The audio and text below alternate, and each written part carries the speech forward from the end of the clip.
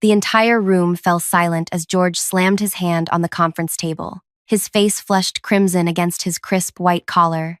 "Effective immediately," he announced, his voice carrying across the stunned faces of my colleagues. "Due to consistent underperformance and client complaints." I stood frozen, my presentation still glowing on the screen behind me. The quarterly results showing my division had exceeded targets by 32%. The division I had built from nothing. "This can't be right," I managed to say, my voice smaller than intended. "I just closed the Archer account yesterday. That's a 14 million deal." George's daughter, Pia, stepped forward from where she'd been leaning against the wall. Her perfectly manicured hand rested on her father's shoulder as she gave me a look of practiced sympathy. "Veronica handled that account, actually," she corrected, her voice honey-sweet. "She's been instrumental in developing our new approach to enterprise clients." The room swam before my eyes. My approach, my client, my 5 years of work. "Security will escort you to collect your personal items," George continued, nodding toward the door where 2 guards suddenly materialized. "Your building access has been terminated," someone whispered. Someone else shifted uncomfortably in their chair. No one made eye contact with me.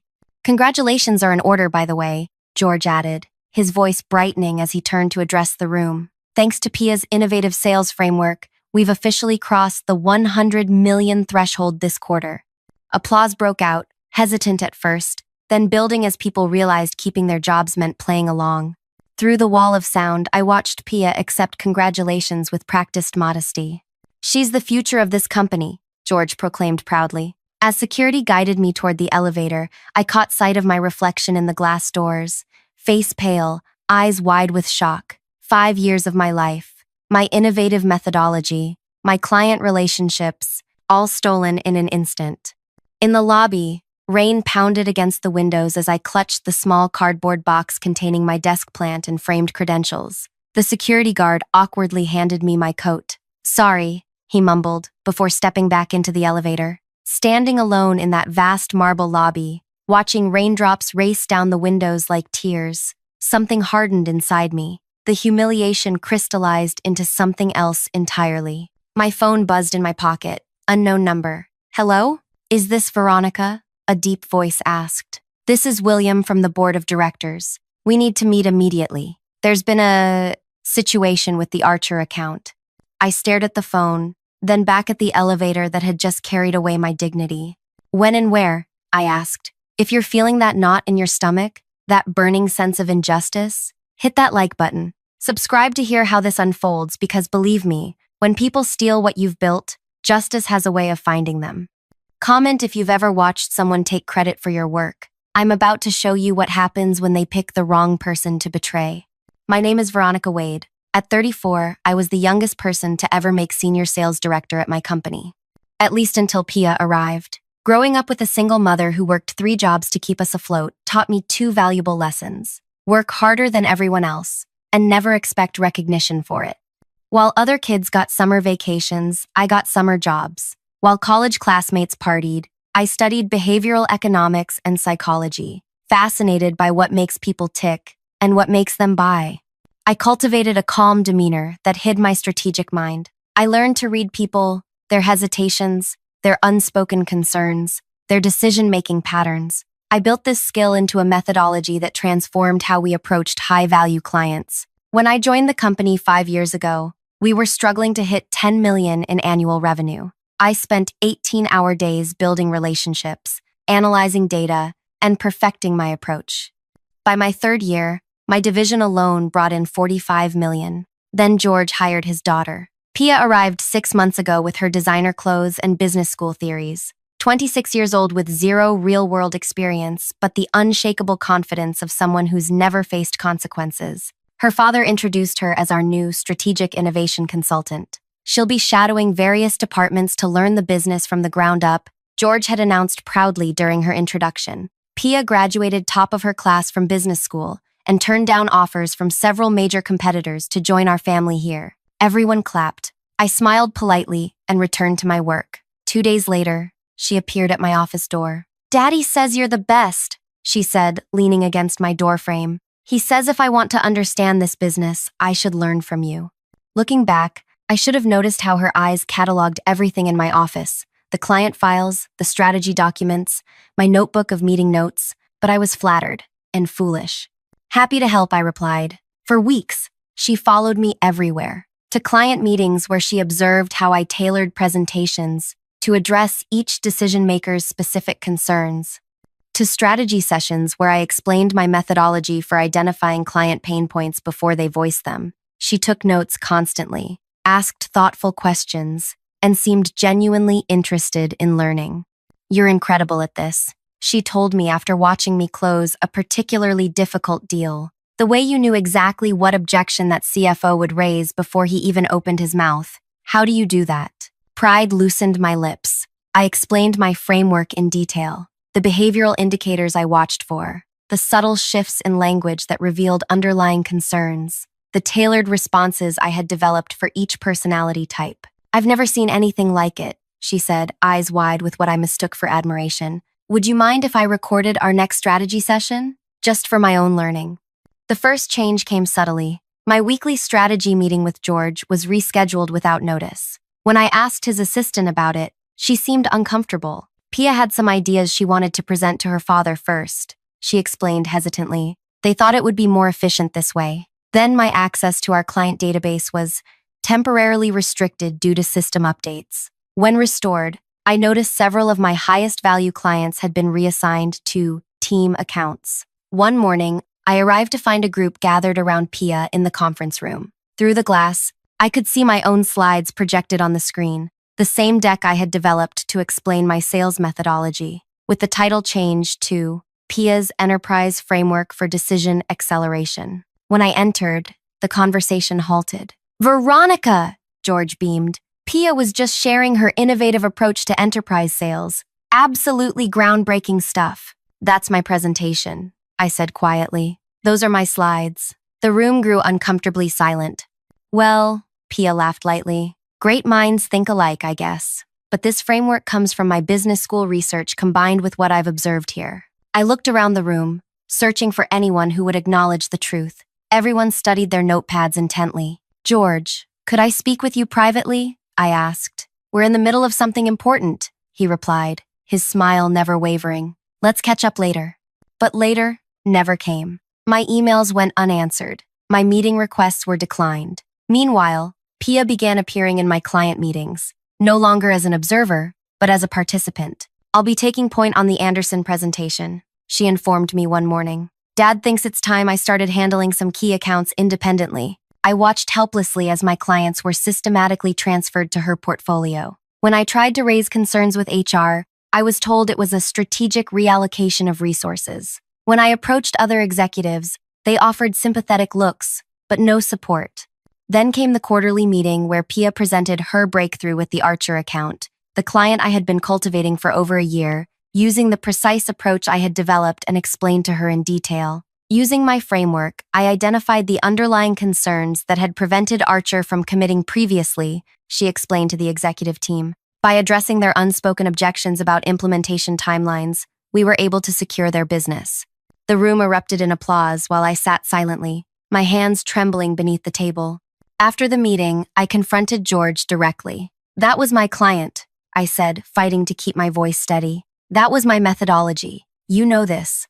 His expression hardened. Are you suggesting my daughter is lying? I'm stating a fact. Everything she presented today was my work. I'm stating a fact. Everything she presented today. I'm stating a fact. I'm stating a fact. Veronica, he sighed, his tone suddenly patronizing. I understand it might be difficult to see younger talent rise quickly, but Pia has brought fresh energy and ideas that have revitalized our approach. Fresh ideas? I repeated incredulously. She copied my entire framework. That's enough. His voice dropped dangerously. Be very careful about making accusations you can't substantiate. Very careful indeed. I should have seen what was coming next. The impossible targets, the client complaints that mysteriously appeared in my file, the critical performance review filled with fabricated shortcomings, and finally, the public humiliation of being escorted from the building while the company celebrated Pia's ascension to 100 million in sales, using my methodology, my client relationships, my work. As William from the board had requested, I waited at a quiet restaurant downtown, still wearing the clothes I'd been fired in, still clutching my small box of personal items. The door opened, and an imposing man in his 60s approached my table. "Veronica," he said, extending his hand. "I'm William. Thank you for meeting me on such short notice." I settled into my chair, studying William's face. Silver-haired and sharp-eyed, he carried himself with the quiet confidence of someone who rarely needed to raise his voice to be heard. "I'm afraid I don't have much to celebrate," I said, gesturing to my box of belongings on the chair beside me. William signaled for the waiter. "Scotch, neat," he ordered before turning to me. "And for you?" "The same." He waited until our drinks arrived before speaking again. "I'll be direct. 3 hours ago, Gregory Archer called me personally. He's threatening to pull their entire $40 million account." I nearly choked on my scotch. "What happened?" "Your replacement happened." William took a careful sip. "Apparently, Pia couldn't answer basic questions about the implementation strategy. When Gregory asked about certain aspects of the behavioral economics approach that had convinced him to sign, she stumbled through vague explanations that made no sense." A small flicker of satisfaction warmed my chest. Gregory has an economics background. He would notice immediately if someone was bluffing. He more than noticed. He asked specifically about you, saying the strategy had your fingerprints all over it. When told you were no longer with the company, he demanded to know why. William leaned forward. That prompted some digging on my part.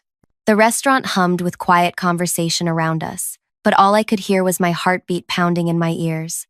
"I've spent the afternoon reviewing email records, presentation files, and meeting notes," William continued. "It appears there's been a misattribution of intellectual property within our organization." "That's a polite way of putting it. The board has concerns about recent management decisions," he said, choosing his words with precision. "George's leadership has produced results, but at what appears to be a significant ethical cost." I let out a bitter laugh. "I've spent 5 years building something valuable, only to watch someone else take credit for it overnight. Ethical cost doesn't begin to cover it." William nodded thoughtfully. "Tell me about your methodology. The real one, not the version currently being presented by others." For the next hour, I walked him through my framework, explaining how I combined behavioral economics principles with practical sales techniques to address unspoken client concerns before they became objections. I showed him notes on my phone, explained my research, and detailed how I'd implemented the approach across different client types. William listened intently, occasionally asking incisive questions that revealed his own sharp business mind. "Impressive," he said finally, "and entirely consistent with what Gregory Archer described as the reason he signed with us." He set down his glass. "The board is prepared to make you an offer." "I'm listening." "A new division, focused on enterprise strategy, complete autonomy, reporting directly to the board, not to George, double your previous salary, plus equity." I stared at him. "And my former boss?" "We're restructuring his department. His role will be significantly reduced." "And Pia?" A thin smile crossed William's face. "She would report to you, if you find her contributions valuable." The irony was almost too perfect. "I'll need that in writing before I consider returning." "Of course. And one more thing," I added. "I want to personally explain the new arrangement to them both." William studied me for a moment. "That can be arranged." He extended his hand. "Do we have a deal?" I hesitated, thinking of the humiliation I'd endured, the stolen work, the smug expressions as security had escorted me out. "Not quite yet," I replied. "I need the weekend to consider. I'll give you my answer Monday morning." Walking home that night, my mind raced with possibilities. The offer was better than anything I could have expected. A vindication, a restoration, a reversal of fortune that would put me in a position of power over those who had wronged me.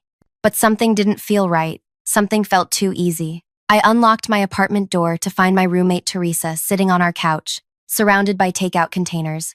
"I figured you might need comfort food," she said, holding up a carton of noodles. "Want to talk about it?" Teresa and I had been friends since college. She was now a journalist, with an uncanny ability to read people and situations. I collapsed beside her and recounted everything, the firing, the theft of my work, and now William's surprising offer. "That's convenient," she said when I finished, her reporter's skepticism showing. "The board member swoops in the moment you're fired with a perfect revenge scenario? You think it's too good to be true?" She shrugged. I think powerful people rarely admit they made a mistake unless they want something. What does the board really want from you? Her question haunted me all weekend. What did they really want? Why not just fire George and Pia quietly and then approach me? Why the dramatic offer? Why involve me in their restructuring at all? Sunday night, I made some calls to former colleagues who still answered my messages. What I learned changed everything. Monday morning, I arrived at William's office precisely at 9. His assistant showed me in immediately. Have you considered our offer? He asked, rising from behind his desk. I have, I replied, setting down my bag. But before I accept, I'd like to understand something. When did the board become aware of the situation with the Archer account? William's expression remained neutral. As I mentioned, Gregory called me on Friday. That's interesting, I said, because according to the meeting minutes I obtained yesterday, the board discussed concerns about the Archer implementation 3 weeks ago. Gregory had already raised questions by then. A flicker of surprise crossed William's face. You've been busy. I've also learned that the company's under investigation by the SEC for financial discrepancies that began 8 months ago, right around when George's daughter joined the company. William's eyes narrowed slightly. Where did you hear that? Does it matter? What matters is that you didn't approach me because of some sudden revelation about stolen work. You approached me because you need someone who understands the Archer account to save a $40 million deal that's about to collapse, and to potentially take the fall if the SEC investigation goes south. The room fell silent as William considered his response. Finally, he sighed. You're partially correct. The SEC situation is delicate. And yes, we need the Archer account secured immediately. But that doesn't change our offer or the fact that your work was inappropriately claimed by others. Then, let me counter with my terms, I said, sitting straighter. Triple my previous salary, 20% equity, complete autonomy over my division with a guaranteed budget, and full access to all financial records related to my clients for the past year. William's eyebrows rose. That's quite demanding. I'm quite valuable, as you've recently discovered. After a tense silence, he nodded. I'll take it to the board this afternoon. One more thing, I added. I still want to personally explain the new arrangement to George and Pia. A slow smile spread across William's face. That can definitely be arranged. 3 days later, I stood in the elevator of my former office building, this time with a visitor's badge clipped to my blazer. My heart pounded as the numbers climbed toward the executive floor. The doors opened to reveal the familiar hallway. Several employees stopped mid-conversation when they saw me, their expressions a mixture of shock and confusion. Veronica, my former assistant Mina hurried toward me, her eyes wide. What are you doing here? I have a meeting with George, I replied calmly. And Pia, Mina glanced nervously over her shoulder. No one told me. They're in the conference room with some board members, but perfect, that's where I'm headed. As I approached the conference room, I could see George through the glass, gesturing emphatically at William and 2 other board members. Pia sat beside him, her posture rigid with tension. I took a deep breath and pushed open the door. The conversation halted immediately. George's face drained of color. Pia's mouth fell open.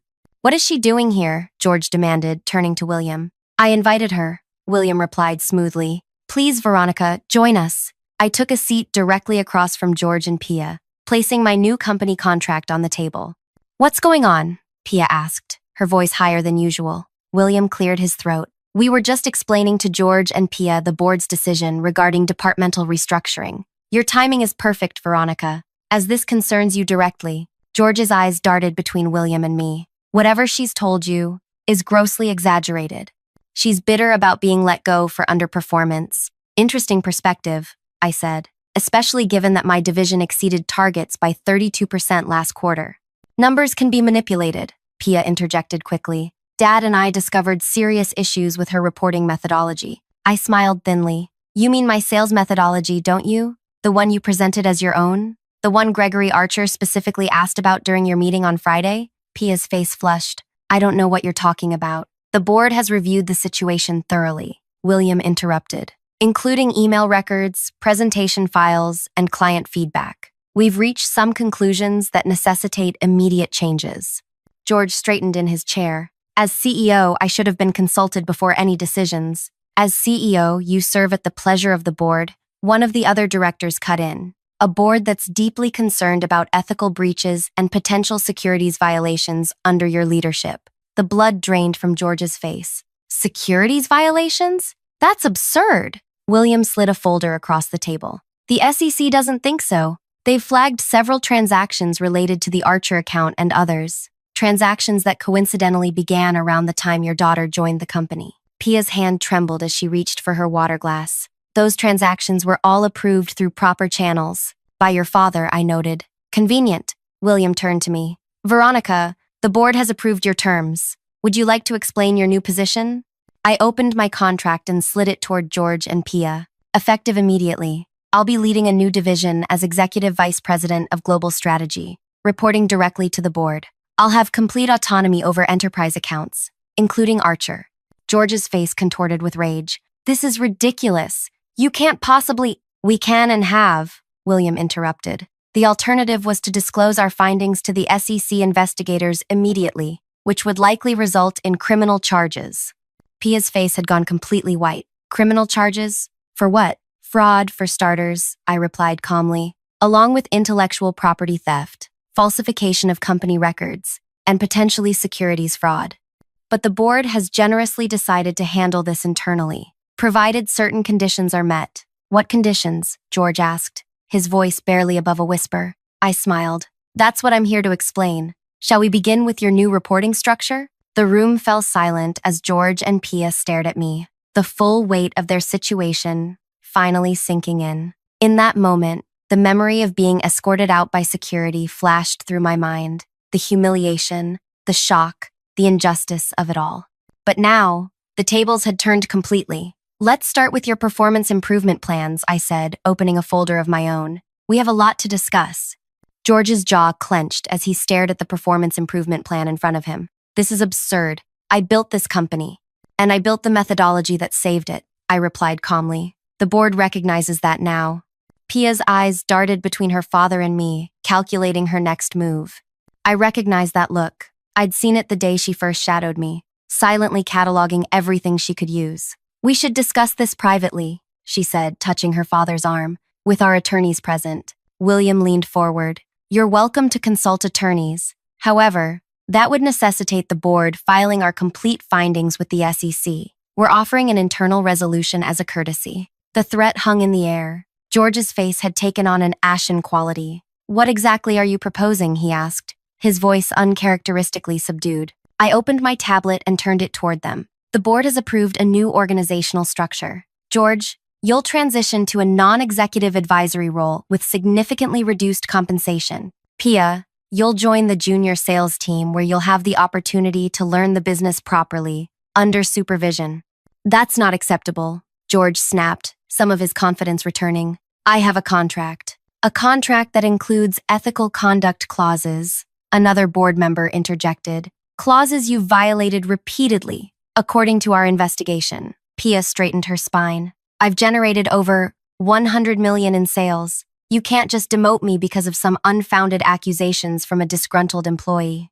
I smiled thinly. Those sales were generated using my methodology, my client relationships, and in many cases, my direct work. Would you like me to show you the metadata on the presentation files you claimed as your own? The original creation dates and author information are quite illuminating. Her confidence faltered visibly. You have until the end of the day to accept these terms, William stated. Otherwise, the board will pursue more formal remedies. As they left, I remained seated, watching George's rigid back and Pia's unsteady gait. After 5 days of unemployment and humiliation, the tables had turned so completely, it felt almost surreal. William turned to me. They'll fight this. I'm counting on it, I replied. The next morning, I arrived early to find my new office being prepared. Ironically, it was George's former space. The nameplate had already been changed to read Veronica Wade, Executive Vice President. Mina appeared at my door, hesitant. The team is gathered in the conference room as you requested. Thank you. Has there been any word from George or Pia? George cleared out his office last night. Pia hasn't been seen since yesterday's meeting. I nodded, unsurprised. Let's not keep everyone waiting. Walking into the conference room felt like stepping into an alternate reality. The same people who had watched my humiliation days ago now stood as I entered, their expressions a mixture of confusion, awe, and wariness. "Good morning," I began. "As you may have heard, there have been some organizational changes. I'll be leading a new division focused on enterprise strategy, reporting directly to the board." Murmurs rippled through the room. "I understand this is sudden. You have questions. You're wondering what happened with George and Pia. You're concerned about your own positions." I paused, meeting their eyes. "Those concerns are valid." The room fell silent. "Over the next week, I'll be meeting with each of you individually to discuss your roles going forward. What I value above all else is integrity and genuine contribution. Those who have both will thrive. Those who don't, I let the implication hang." As the meeting concluded, my phone buzzed with a message from William. "George is demanding a meeting with the full board. Claims to have evidence of financial irregularities involving you." My heart skipped a beat. I'd expected resistance, but not a direct counterattack. What evidence could he possibly have fabricated overnight? 3 hours later, I sat in the boardroom across from George and his attorney. Pia was conspicuously absent. "Thank you for accommodating this emergency meeting," George began, his composure restored. "Yesterday's discussion caught me off guard, but I've since had time to gather relevant information the board should consider." He slid folders to each board member. These documents show that Veronica had been systematically undermining company operations for months, presumably to position herself for exactly this kind of takeover. I kept my expression neutral as board members opened the folders. "You'll note," George continued, "that client complaint reports began appearing shortly after Veronica was informed she would be sharing accounts with my daughter. The timing suggests retaliatory fabrication." William frowned. "These complaints are from your records, George. The same records you used to justify her termination." "Exactly," George smiled. "Records I now believe she manipulated. Our IT department discovered her system credentials were used to access these files during unusual hours." A cold weight settled in my stomach. I hadn't accessed any such files, which meant someone had used my credentials without authorization. Someone like Pia. George's attorney spoke up. "Additionally, we have concerns about Miss Wade's relationship with Gregory Archer. Their communications suggest a personal connection that may violate company policy regarding client relationships." This was getting dangerous. Gregory and I had a strictly professional relationship, but any implication otherwise could damage both our reputations.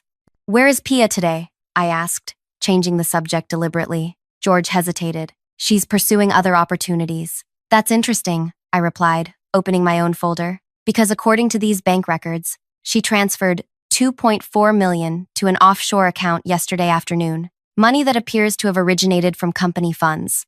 The boardroom went silent. William looked sharply at me. This was information even he hadn't seen yet. "That's preposterous," George sputtered. "These documents must be falsified." "They were provided by the Financial Crimes Unit this morning," I replied, "along with records of similar transfers dating back 6 months, all authorized under your authentication codes, George." His face paled. "I never authorized any such transfers. Perhaps not knowingly," I conceded, "but the audit trail is clear. Your credentials were used, just as you claim mine were used to access those complaint files." George's attorney whispered urgently in his ear. "There's something else the board should know," I continued, passing another document to William. "This morning, Gregory Archer contacted me about unusual language in his contract, language that doesn't match what he originally signed. The altered version would have allowed the company to claim his intellectual property under certain conditions." William studied the document, his expression darkening. "When was this change made?" "According to the metadata, 3 weeks ago, using George's system credentials." George shook his head desperately. "I didn't do this. Pia must have..." He stopped abruptly, realizing his mistake. "Must have what, George?" I asked quietly. "Used your credentials without authorization? Altered client contracts? Transferred company funds? Just as you accused me of misusing system access?" The room fell into tense silence as George's defense crumbled before our eyes. "Where is Pia now?" William asked. George stared at the table. "I don't know. She's not answering my calls." Over the next 2 weeks, the truth emerged in painful clarity. Pia had been systematically siphoning funds while using my methodology to boost sales figures, creating the illusion of unprecedented success. When I became an obstacle, she orchestrated my removal, never expecting I would find allies on the board. What she hadn't counted on was my meticulous documentation of my work, or my friendship with Teresa, whose investigative journalist skills had helped uncover the money trail in a single weekend. By the time international authorities located Pia at a resort in the Cayman Islands, the company was in full damage control mode. George had been formally removed as CEO, and criminal charges were pending against both him and his daughter. 1 month after my humiliating escort from the building, I sat in my office, reviewing quarterly projections when Mina announced a visitor. "Gregory Archer is here to see you." Gregory entered with a wide smile. "The prodigal client returns," he joked. "Thanks for your patience through all this," I said, gesturing for him to sit. "It's been a chaotic transition." "Worth waiting for," he replied. "Though I must admit, I never expected such drama when I raised those implementation questions." I smiled. "Neither did I." "The board made the right choice," he said, studying me. "Not just for ethical reasons, but practical ones. No one else understood the behavioral economics underpinning our agreement." "That was the problem with stealing someone's work," I observed. "You can take their slides, but not their knowledge." After Gregory left, I walked to the window overlooking the city. In 1 month, I'd gone from unemployed to running the company's most critical division. George was facing criminal charges. Pia was in custody awaiting extradition. My revenge hadn't come from destroying them. It had come from simply letting the truth emerge while positioning myself to succeed where they had failed. That evening, as I prepared to leave, William appeared at my door. "The board meeting went well," he said. "Your division's projections impressed everyone." "Good to hear." He hesitated. "There's something else. The board is considering candidates for the permanent CEO position. Your name is at the top of the list." I looked up in surprise. "I've only been back a month. A month in which you've stabilized our largest accounts, rebuilt team morale, and implemented transparent processes that have impressed the auditors." He smiled. "Not bad for someone who was escorted out by security 5 weeks ago." As William left, I sat back in my chair, letting the news sink in. CEO, the position George had guarded so jealously, the position from which he had orchestrated my humiliation. My phone buzzed with a text from Teresa. "Dinner to celebrate your 1-month workversary?" I smiled as I typed my reply. "Yes, and I might have some breaking news to share." Slipping my phone into my pocket, I took one last look around what had been George's office, the place where he had sat smugly, while telling me his daughter was the future of the company. He had been right about one thing. The company did have an extraordinary future ahead. It just wouldn't include either of them. If this story struck a chord with you, hit that subscribe button right now. We've all faced moments when someone took credit for our work or tried to push us aside, and there's nothing more satisfying than seeing hard work and integrity ultimately win. Drop a comment sharing your own experience with workplace betrayal and how you handled it. Remember, success isn't just about climbing to the top. It's about how you treat people on your way there. Like this video if you believe talent and truth always find a way to shine.